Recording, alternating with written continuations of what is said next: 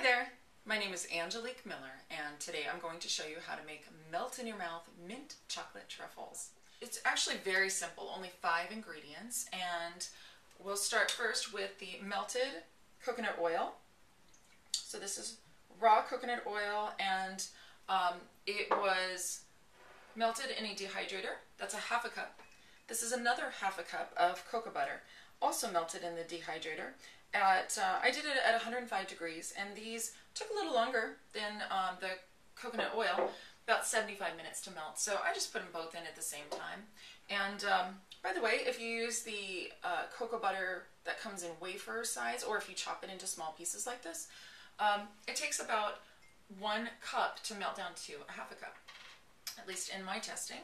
And the third wet ingredient is 3/4 cup of raw agave nectar, and you can actually use maple syrup if you prefer, or a combination of the next ingredient is peppermint essential oil, and definitely make sure that it's a food grade essential oil. You can usually check the back of the bottle and find it there, and or just use a reputable brand that you know is food grade. So 20 drops of that. I have found that that's actually the perfect amount for this recipe. Just really gives it a nice pop that holds up well to the strong flavor of cacao. So 20 drops. 1, 2, 3.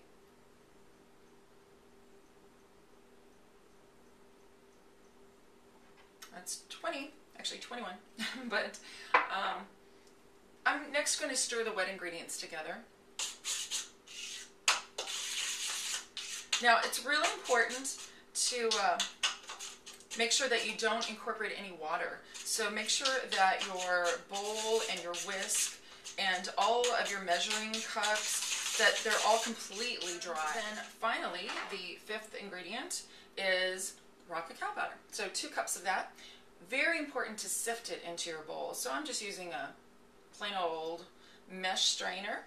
Okay, I'm done whisking, and look at how gorgeous that is. The consistency is something between a sauce and a frosting, and this is looking just perfect, nice and glossy a little bit. And at this point, as you can see, can't really shape it into a truffle right now, so we need it to firm up a little bit. You actually could just leave it out on a counter for a while if you want to. The cocoa butter in that will help ensure that it eventually firms up.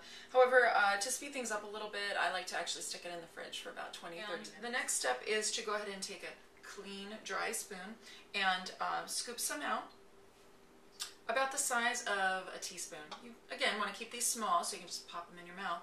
And the technique I like is to just use your fingertips, so not the roll around in your hands like Play-Doh technique, but fingertips I think work really nicely. So you just kind of pinch it this way, pinch it that way, and just very gently kind of roll it about up and down, sideways, forward, backward, and until it looks like a little ball pretty much. And then you drop it into, I've got a half a cup of raw cacao powder here, and more or less, you can actually not measure this part if you don't want to, into a bowl about this size so you have enough room for it to roll around.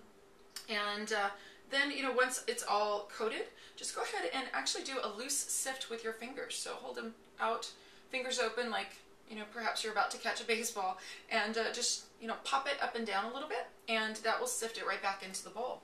And then you just put your soft, cute little truffle right there on a plate and keep going until you're done with the whole bowl. Just a quick tip, if some of your truffles don't come out perfectly round, and maybe you want them that way, go ahead and grab your truffle. Once it's been coated once, now you can roll it between your palms like you might Play-Doh, and it shouldn't stick too badly because of the first coating. And then you can drop it into your raw cacao powder.